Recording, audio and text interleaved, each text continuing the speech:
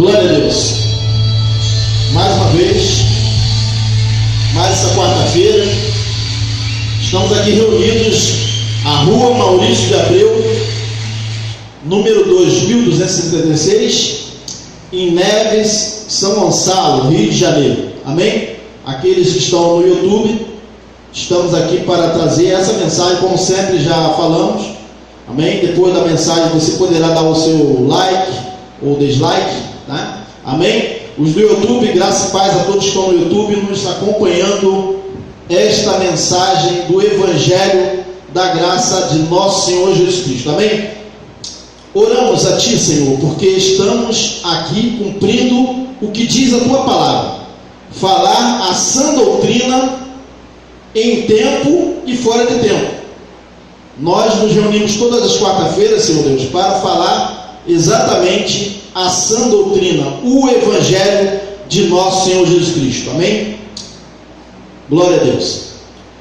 Então estamos aqui hoje com esse tema aqui, né? Antes da cruz, depois da cruz e transição dos pactos. Então, o que acontece? O tema é antes da cruz e depois da cruz.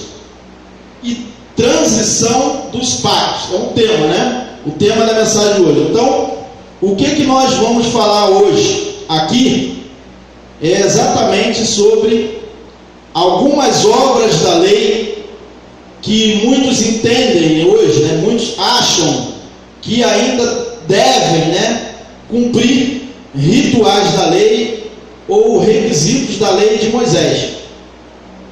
Um dos requisitos da lei de Moisés, que foi instituído lá entre as 613 leis, é o chamado jejum, né? Então, assim, e também nós vamos falar também hoje aqui sobre o templo de pedra. Esse templo, ele foi o quê? Derrubado. Então a adoração não seria mais no templo de Jerusalém, que era o lugar de adoração antes da cruz, né? Mas Jesus já havia falado que os verdadeiros adoradores adorariam o Pai em espírito e em verdade.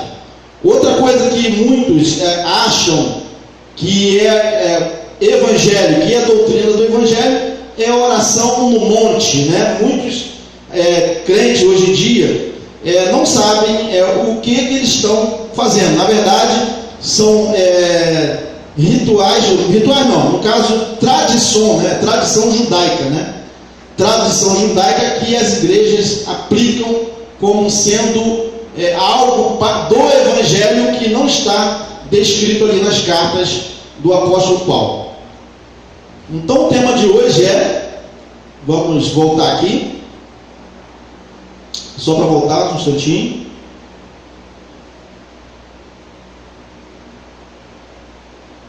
Antes da cruz, depois da cruz e transição dos pactos, ou cruzamento dos pactos, amém? Então vamos começar fazendo a leitura aqui. Romanos capítulo 10, versículo 4 diz o seguinte: porque o fim da lei é Cristo, para a justificação de todo o que crê. Romanos 10, 4. Então o que diz aqui? Que Cristo é o fim da lei. Se ele é o fim da lei, a lei não continua mais, né?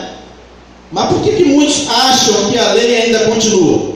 Se Cristo é o fim da lei. Então em Cristo, a nossa lei é Cristo, é a lei de espírito e de vida, amém? Então vamos ler aqui, Romanos 10, 4 diz: porque o fim da lei é Cristo.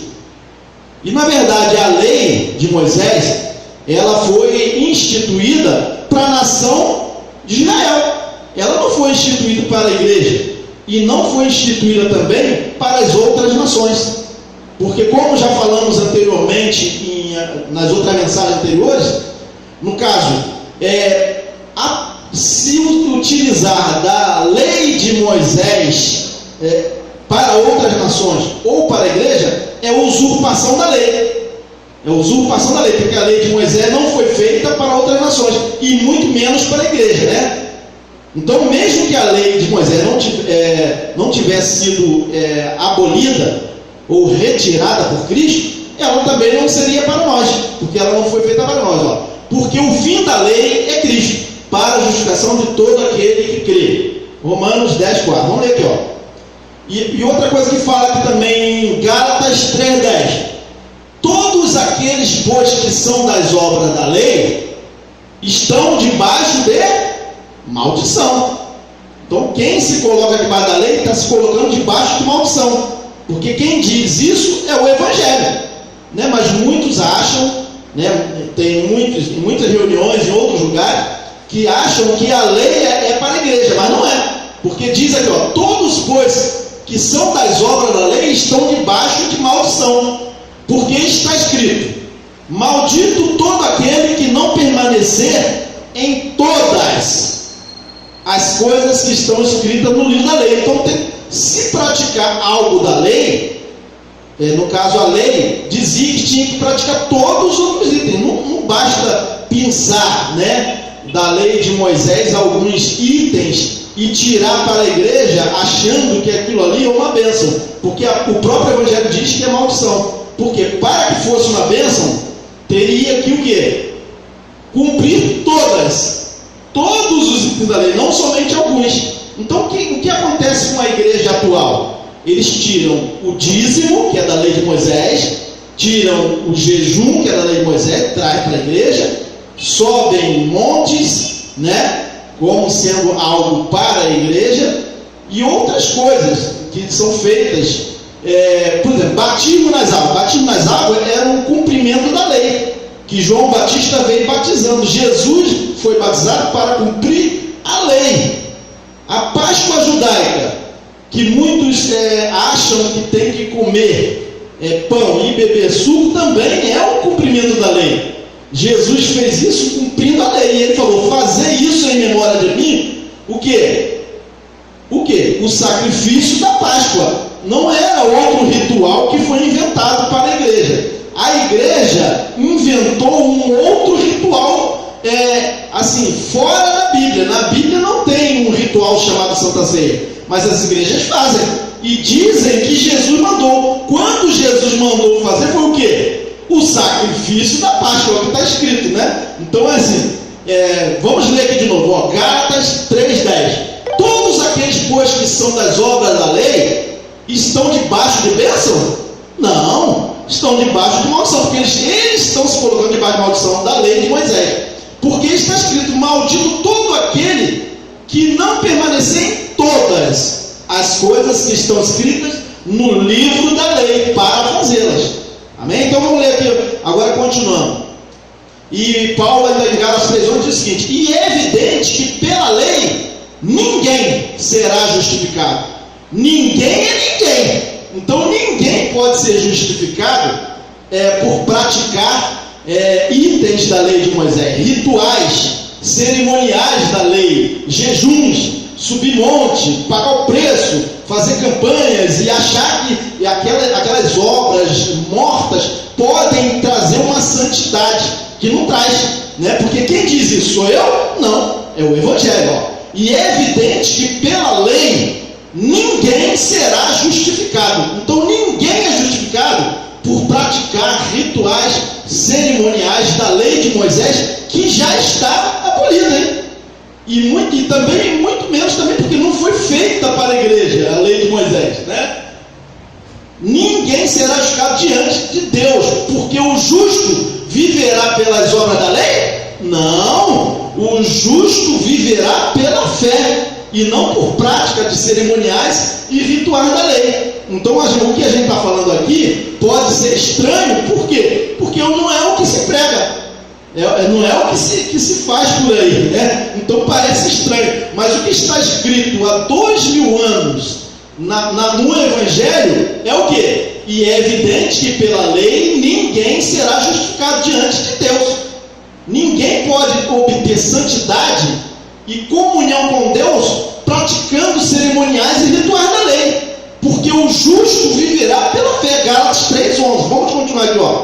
Ora, a lei não é da fé, mas muita gente pratica rituais da lei, pratica cerimoniais que é da lei de Moisés e fala: eu estou tendo fé.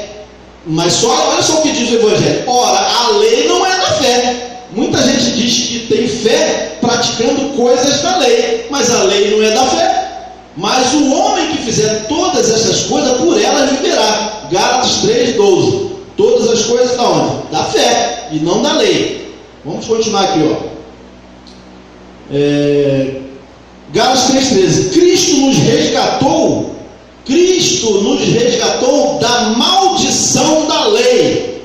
Então, se Cristo nos resgatou, por que vamos voltar para a lei? Se o próprio Cristo que nos tirou debaixo disso, na verdade, nós nem chegamos a estar debaixo da lei, né? Porque nós somos gentios, mas os judeus, no caso, quando Paulo pregava o Evangelho, ele dizia para aqueles hebreus: Cristo nos resgatou da maldição da lei. Para os judeus ele estava falando isso, fazendo-se maldição por nós, porque está escrito: maldito todo aquele que for pendurado no madeiro. Gálatas 3:13.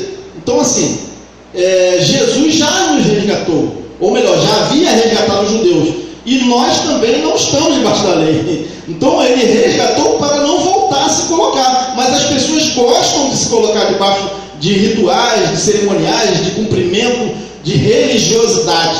E Cristo veio libertar, mas as pessoas se escravizam, elas preferem algemas, prisões da religiosidade, né? Então vamos continuar aqui agora. Gálatas 3:14. Para que a bênção de Abraão chegasse aos gentios por Jesus Cristo, e para que pela fé nós recebamos a promessa do Espírito. Então, como que se recebe a promessa do Espírito? É o que? É pela fé, né? Vou até ler de novo aqui o versículo anterior, que diz o seguinte: Cristo nos resgatou da maldição da lei, fazendo-se maldição por nós, porque está escrito: maldito todo aquele que for pendurado no madeiro. Gálatas 3:3. Para que a bênção de Abraão chegasse aos gentios por Jesus Cristo, e para que pela fé nós recebamos a promessa do Espírito. Então, a bênção de Abraão não chega a nós, os gentios, tentando cumprir rituais cerimoniais, mas a bênção de Abraão chega a nós, os gentios, por Jesus Cristo. Amém? Então vamos continuar aqui, ó. As obras mortas da lei. Vamos colocar aqui algumas obras da lei que muitos acham que se deve cumprir. Por exemplo, jejum. Jejum é uma obra da lei de Moisés. Quem é que diz isso? Eu? Não sou eu que digo isso. Quem diz isso é o quê? A própria lei que foi abolida diz que o jejum era da obra da lei. Vamos entender agora, ó. Levítico 23:27. Temos que colocar até uma máscara aqui, né? Para poder fazer a leitura de um livro da lei. Olha só como que o jejum é a obra da lei. Mas aos 10 dias desse 7º mês será o dia da expiação. Tereis santa convocação e afligireis as vossas almas. Então a aflição da alma era o jejum judaico, né? E oferecereis oferta queimada ao Senhor. Veja, então muita gente pega esse item da lei e aplica na igreja como sendo algo para a igreja. Só que eles afligem a alma, mas esquecem que tem que oferecer a oferta queimada, né? Porque o cumprimento do jejum tinha que ser a aflição da alma, né? E tinha que também queimar uma oferta ao Senhor, uma rolinha, queimar uma ofertinha lá, um sacrifício, né? Então olha só como as pessoas pensam coisas da lei e diz que é evangelho. Aí muitos também falam assim: não, mas Jesus jejuou. Ora, Jesus jejuou porque ele era judeu. É simples. Jesus jejuou porque ele estava debaixo da lei, né? Então aqui, ó, mas aos 10 dias desse 7º mês será o dia da expiação. Tereis santa convocação e afligireis as vossas almas. Então vejam que o jejum não é para refrigerar a alma. O jejum judaico não era para se santificar, né? O jejum era para afligir a alma, era para ficar triste. O jejum era algo que se fazia quando alguém morria. Tanto é que quando Jesus morreu, os discípulos de Jesus jejuaram, certo? Os discípulos de Jesus jejuaram quando ele morreu, mas enquanto Jesus estava vivo, eles não podiam jejuar e não jejuavam, certo? Vamos continuar aqui, ó, lendo. Outra prova de que o jejum é uma obra da lei, uma obra morta. Olha só, 2 Crônicas 23. o rei Jeosafá, né? Então Jeosafá temeu e pôs-se a buscar o Senhor e apregoou jejum em todo o Judá. Então veja, ele estava apregoando, o rei estava apregoando um requisito da lei. Por que ele estava apregoando? Porque eles tinham que fazer isso, eles eram judeus, não tem nada a ver com a igreja, isso aí, certo? 2 Crônicas 23. Aí alguém também poderia falar, mas Jesus jejuou. Jesus jejuou, mas vejam por quê. Jesus jejuava porque nasceu sob a lei, né? E está escrito aqui em Gálatas 4:4. Por que Jesus jejuou? Por quê? Mas vindo a plenitude dos tempos, Deus enviou seu filho, nascido de mulher, nascido sob a lei. Então por que Jesus jejuou? Porque ele foi nascido sob a lei. Nós não nascemos debaixo da lei, nós nascemos na graça revelada pelo apóstolo Paulo, que foi revelado por Jesus Cristo para nós, os gentios. Nós não estamos debaixo dessa lei que Jesus estava. Jesus estava, mas nós não, porque ele veio exatamente resgatar o povo de debaixo da lei. Ele jejuou porque ele era judeu. Vamos continuar aqui, e diz aqui em Gálatas assim, Jesus, vamos ler de novo o anterior para entender. Mas vindo a plenitude dos tempos, Deus enviou seu filho nascido de mulher, nascido sob a lei, para remir os que estavam debaixo da lei, a fim de recebermos a adoção do filho. Então Jesus, ele nasceu debaixo da lei, o quê? E cumpriu a lei para exatamente tirar os que estavam debaixo da lei. Então ele veio tirar, e as pessoas se colocam de novo debaixo da lei. Mas Jesus veio o quê? Remir significa resgatar, né, aqueles que estavam debaixo da lei, a fim de receber a adoção de filho. Quando ele se receberia a adoção de filho? Se receberia a adoção de filho quando eles fossem resgatados debaixo da maldição, remidos os que estavam debaixo da lei, né? Vamos até fazer uma leitura na linguagem atual para entender. Mas quando chegou o tempo determinado, Deus enviou seu filho nascido de uma mulher e sujeito à lei judaica, Jesus, Gálatas 4:3, para comprar a liberdade para nós que estávamos sob as imposições dessa lei, a fim de poder adotarmos como filhos. Então, quem se coloca debaixo da lei, ele não está sendo adotado como filho, porque ele está como filho da lei, debaixo da maldição.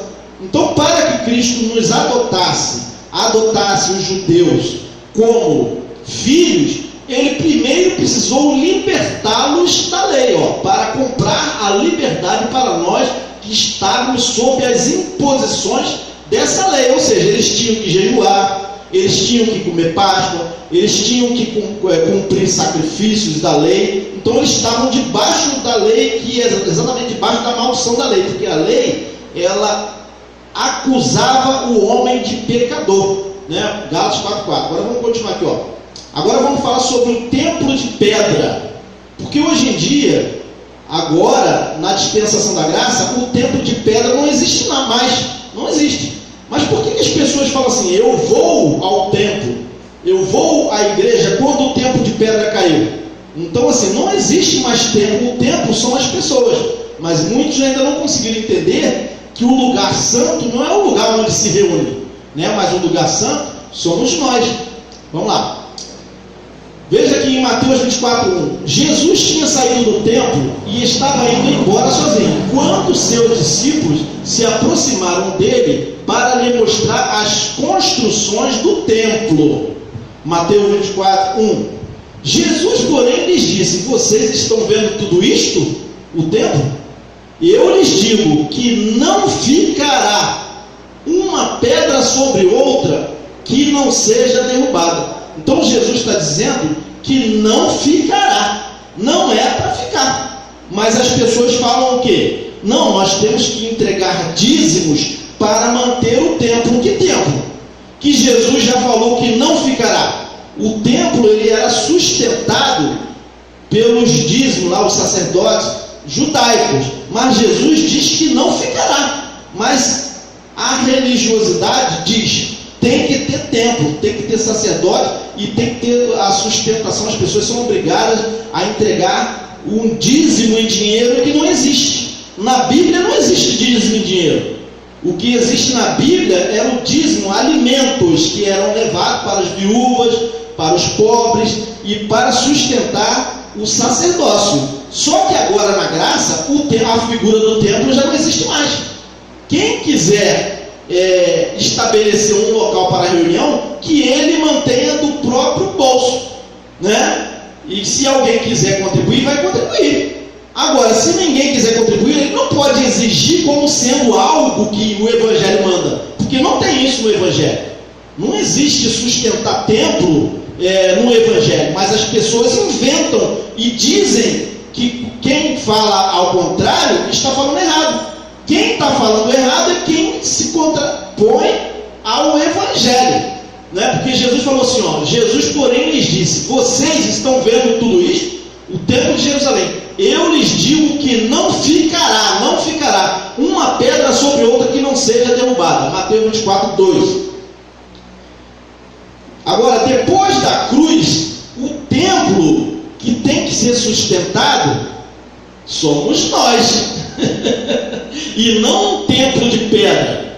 Agora, quando nós nos reunimos em graça, né, nós pedimos que as pessoas se conscientizem a contribuir para que a gente mantenha espaço para a gente se reunir. Mas isso não tem nada a ver com o Evangelho.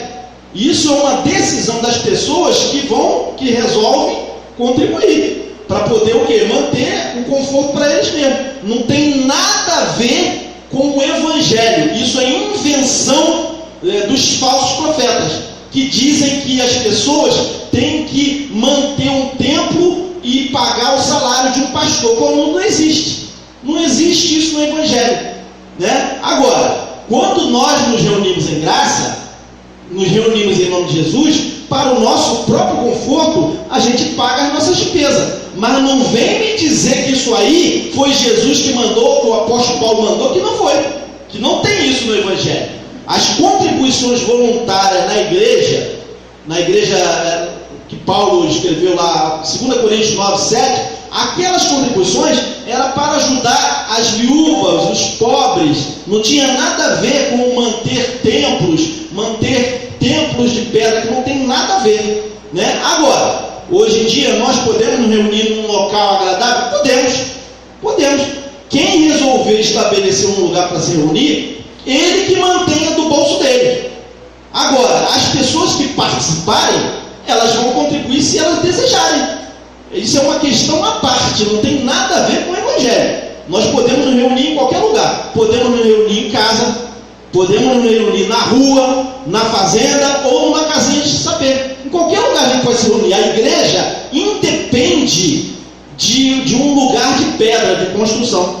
Entendeu? Agora, quando nos reunimos, nós pedimos que a pessoa se conscientize, mas não tem nada a ver com a epístola de Paulo, lá no capítulo 9, versículo 7. Aquilo ali não tem nada a ver com essas contribuições.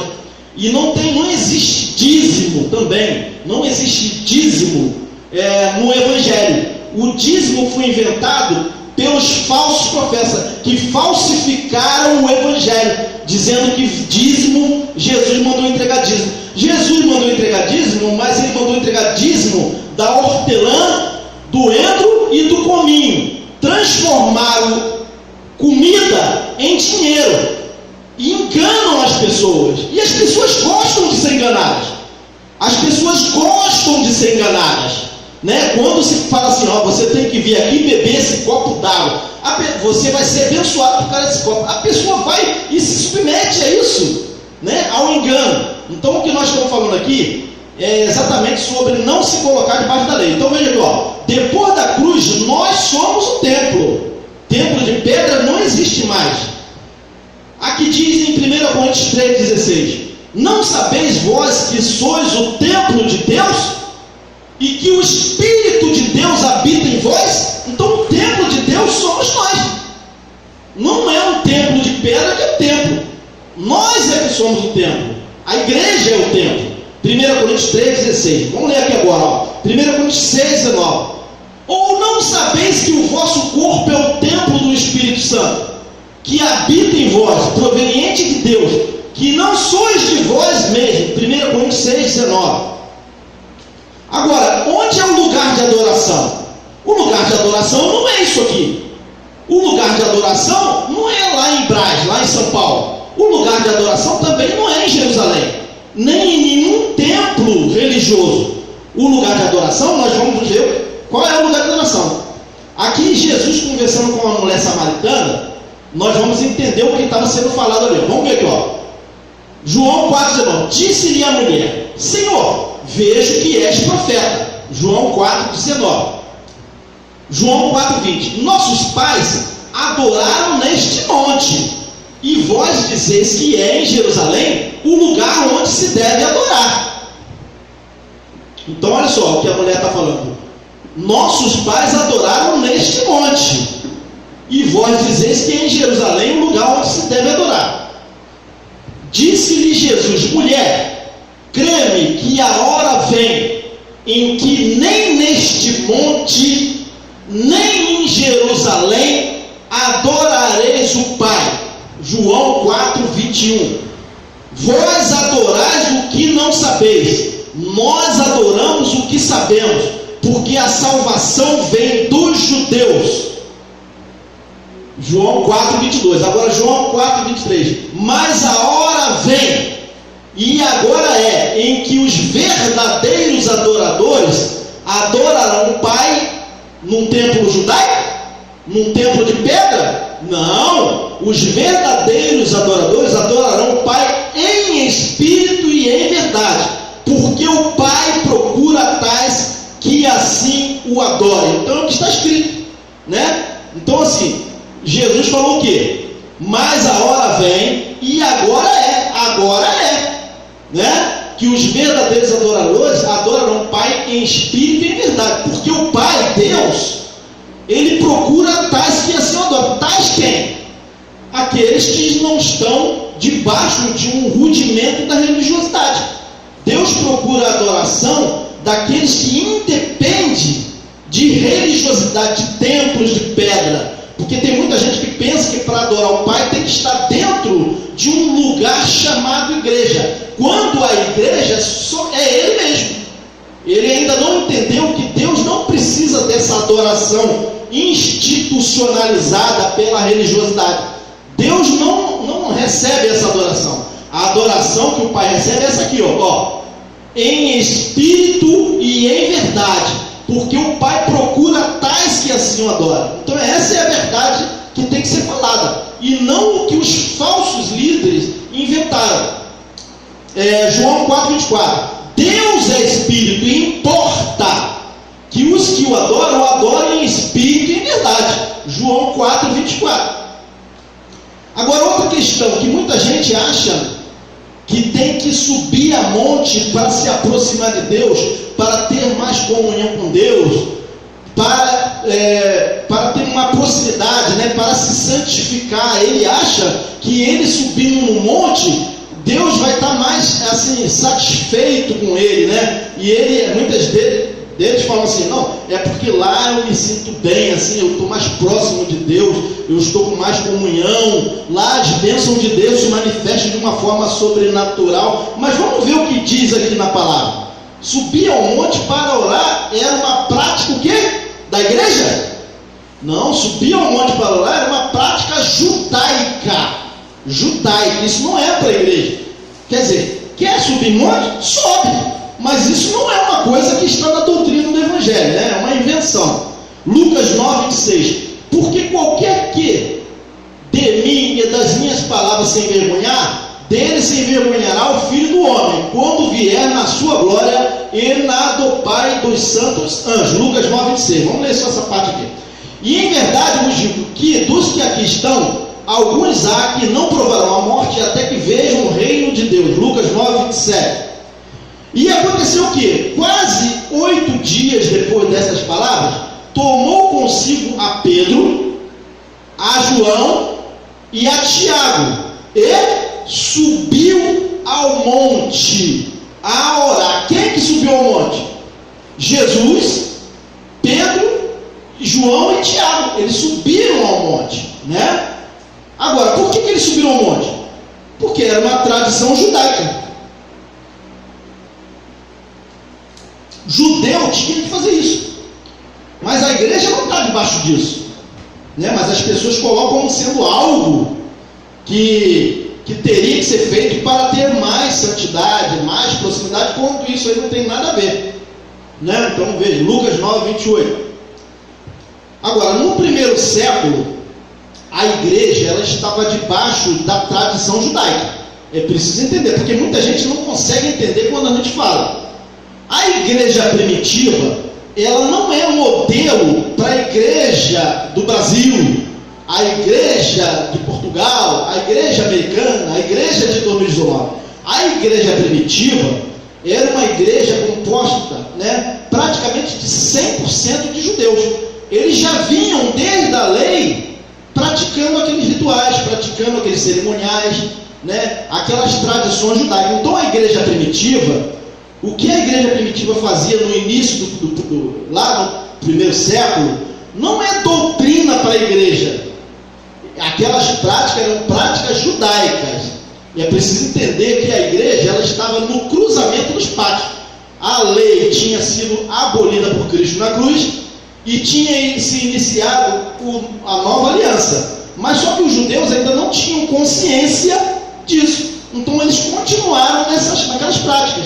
Então aí muitos irmãos hoje em dia, eles acham que tem que praticar as mesmas coisas que os irmãos da igreja primitiva praticavam, que não tem nada a ver. Nós não temos esses costumes judaicos, né? Não tem nada a ver impor para a igreja o partir do pão, não tem nada a ver colocar santa ceia para a igreja, não tem nada a ver as práticas de subir monte, de jejuar, porque aquilo tudo era o quê? Eram coisas da lei, da tradição judaica. Então é preciso entender isso. Ó, no primeiro século havia transição entre lei e graça. Então nós falamos dessa forma para que fique bem claro. Por isso que os judeus lá, a igreja primitiva, eles praticavam aquelas coisas da lei, né? Mas aí muitos irmãos, né, acham que tem que guardar sábado, que tem que jejuar, que tem que fazer uma porção de coisa da lei, que não tem nada a ver. É preciso, acho que isso aí não precisa nem de muita inteligência para entender, né? Que os judeus estavam já naquela prática. Quando Jesus foi à cruz, aboliu a lei, mas eles ainda não tiveram consciência de que eles estavam já tinham sido resgatados daquelas práticas. Mas eles continuaram porque era uma prática, né, natural, que eles iriam continuar até eles terem consciência de que a lei tinha sido tirada só depois que o templo foi derrubado, né? Vamos ler aqui, ó. E no dia seguinte, indo ele em seu caminho, e estando já perto da cidade, subiu Pedro ao terraço para orar, quase a hora sexta. Vejam que Pedro estava indo orar quase a hora sexta, porque era a hora da oração. Então lá na tradição judaica, na lei, tinha que cumprir, né, hora da oração, aqui ó, a hora sexta, né? Pedro subiu ao terraço para orar. Mas vamos continuar lendo aqui. Vejam que aqui os pactos estavam se cruzando, né? A igreja estava debaixo dessas tradições. Pedro já tinha crido em Jesus? Já, mas ele continuou nas práticas judaicas.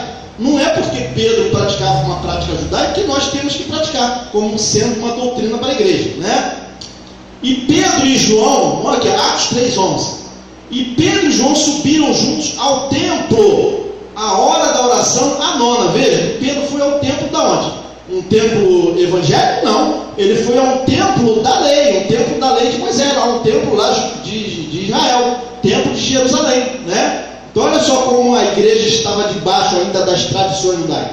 Ó, e Pedro e João subiram juntos ao templo, a hora da oração, a nona. Então Pedro e João, no caso João, né, eles estavam ainda debaixo do cumprimento daquelas coisas da lei de Moisés, né? Então por isso que eles iam ao templo. Não tem nada a ver isso aí com o evangelho não, né? É preciso entender, tá? Não tem nada a ver esse templo aqui com o evangelho. E nem hora de oração, não temos mais hora de oração, mas na lei de Moisés tinha, né? Olha só outro exemplo aqui, ó. Atos 3:2. E era trazido um homem que desde o ventre de sua mãe era coxo, o qual todos os dias punham à porta do templo. Que templo?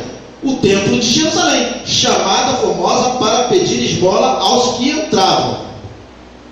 Atos 3:2. O qual, vendo a Pedro e João que iam entrando no templo, que templo? O templo de pedra, que iria cair, pediu que lhe dessem uma esmola. Atos 3:3. E Pedro, com João, fitando os olhos nele, disse: olha para nós. E olhou para eles, esperando receber deles alguma coisa. Atos 3, 4 e 5, né? Ele disse: Pedro, não tenho prata nem ouro, mas o que tenho isso te dou. Em nome de Jesus Cristo, o Nazareno, levanta e anda. Atos 3, 6. E tomando-o pela mão direita, o levantou, e logo os seus pés e artelhos se firmaram. Atos 3, 7. Exaltando ele, pôs-se em pé e andou e entrou onde? Com eles no templo da lei, o templo de Jerusalém. E saltando ele, pôs-se em pé e andou e entrou com eles no templo, mas é o templo da lei de Moisés, que Pedro, Tiago e João ainda estavam frequentando o templo da lei. Eles eram crentes, criam em Jesus, era a igreja? Era, mas eles estavam no cruzamento dos pactos, por isso que eles ainda iam ao templo, né? Exaltando ele, pôs-se em pé e andou e entrou com eles no templo, andando e saltando e louvando a Deus. Atos 3:8. Vamos entender isso. Outra coisa que era uma tradição judaica, que muitos acham que é para a igreja: o partir do pão. O partir do pão já era um costume judaico. Isso já vinha sendo feito desde a lei de Moisés, né? Os profetas faziam isso. Jesus fez isso, os discípulos fizeram isso antes da cruz, eles já vinham fazendo isso aí, o partir do pão. A igreja de Corinto estava reunida em certa época, lá no primeiro século, em que eles estavam no capítulo 11 de 1 Coríntios. É relatado lá que eles estavam reunidos para comer e para beber. Eles estavam nisso aí. Isso não tem nada a ver agora colocar para a igreja que tem que ter partido do pão na igreja. Não tem que ter partido do pão, porque isso era uma prática da lei. O partido do pão, veja bem, e perseveravam na doutrina dos apóstolos e na comunhão e no partido do pão. Então veja que a igreja primitiva estava debaixo das tradições judaicas. Esse costume é um costume judaico, não tem nada a ver com os gentios, não tem nada a ver com o Brasil, não tem nada a ver com a igreja atual. Veja aqui, perseveraram na doutrina dos apóstolos da circuncisão, e na comunhão, aí tudo bem, e também no partido do pão. Esse partido do pão não era a doutrina dos apóstolos, esse partido do pão era uma tradição judaica.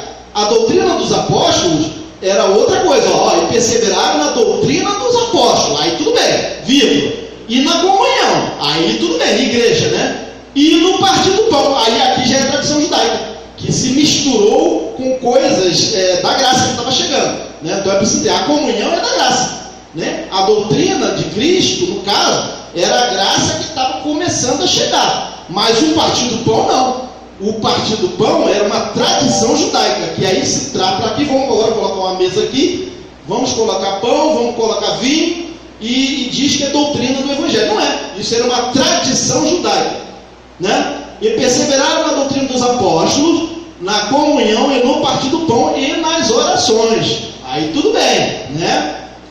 Atos 2:42. Por que orações faz parte da nossa doutrina? Porque Paulo fala que nós temos que orar.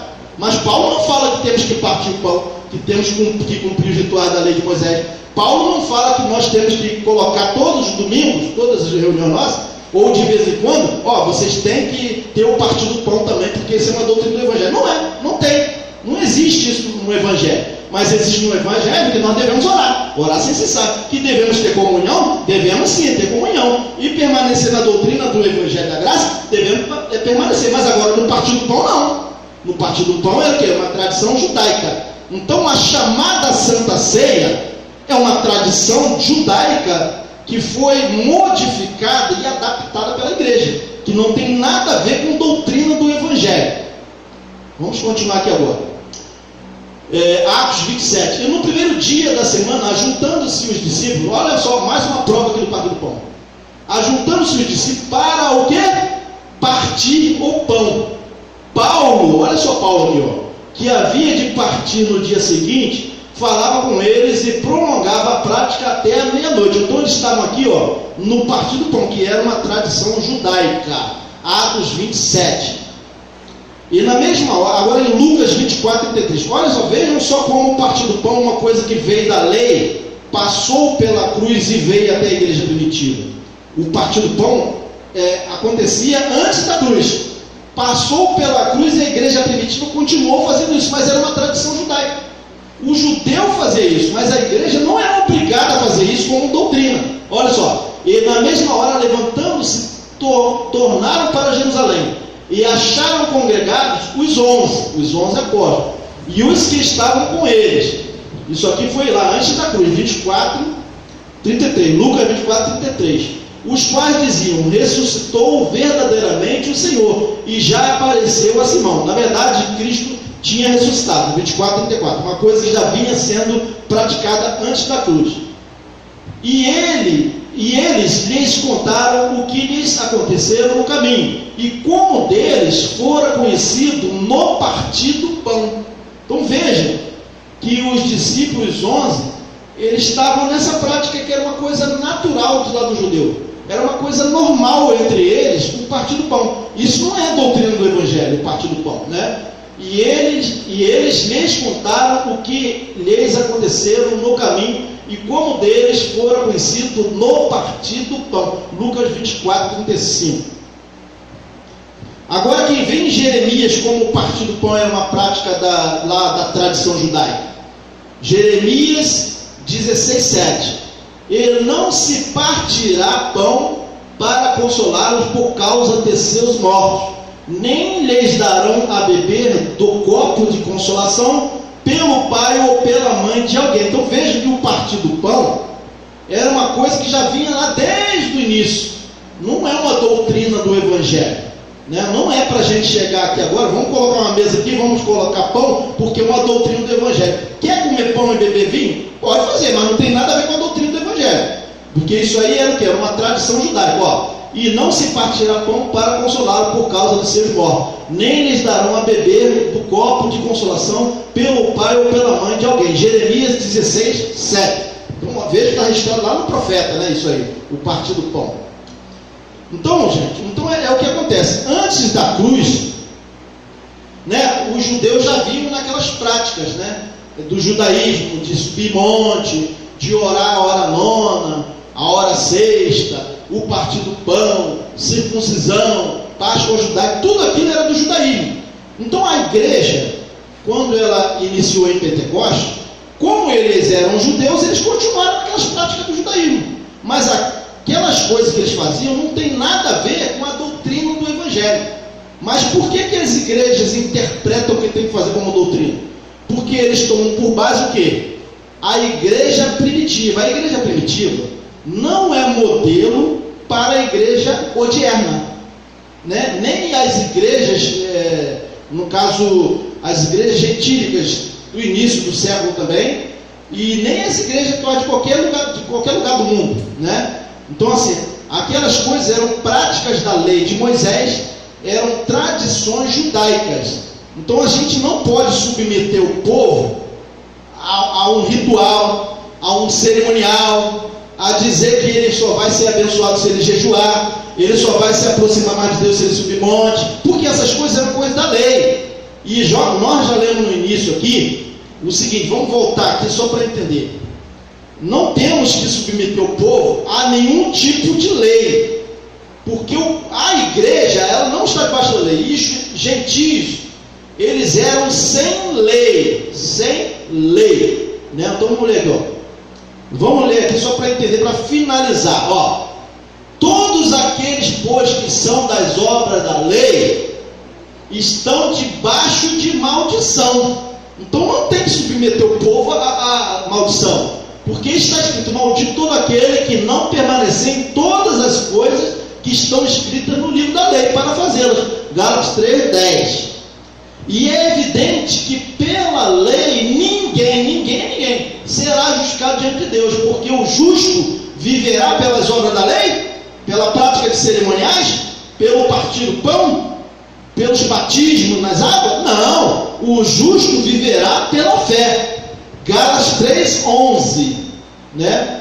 Ora, a lei não é da fé, Veja que a lei não é da fé, mas o homem que fizer essas coisas, por elas viverá. Gálatas 3:12, né? Então viverá pela lei. Então diz aqui em Gálatas 3:13 o seguinte: Cristo nos resgatou da maldição da lei. Vamos nos colocar de novo debaixo da lei? Não, não vamos. Se ele nos resgatou, é para não esquecer a lei. Mas as pessoas gostam da lei, né? Fazendo-se maldição por nós, porque está escrito: maldito todo aquele que foi pendurado no madeiro, para que a bênção de Abraão chegasse aos gentios por Jesus Cristo, e para que pela fé nós recebamos a promessa do Espírito. Amém? Então terminamos aqui essa ministração, essa mensagem, que foi uma mensagem mais rápida, mais simples. Agradecemos a todos pela presença aí na internet. Depois vocês poderão aí fazer seus comentários, dar o like ou dislike. Graça e paz a todos, amém?